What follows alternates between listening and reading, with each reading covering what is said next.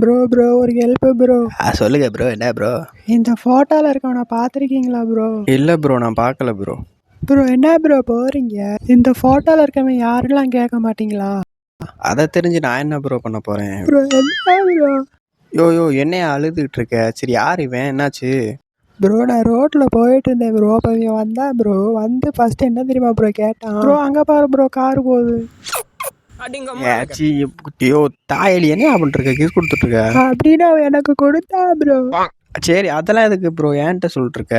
ஆளை விடு ப்ரோ, நான் போகணும். அப்புறம் பக்கத்தில் வந்து வரியா ப்ரோ ரொம்ப அப்படின்னு சொன்னா ப்ரோ. சரி ப்ரோ, இப்போ நான் என்ன ப்ரோ பண்ணுறது? விடுங்க ப்ரோ, வேற யார்ட்டாவது போய் சொல்லுங்க ப்ரோ.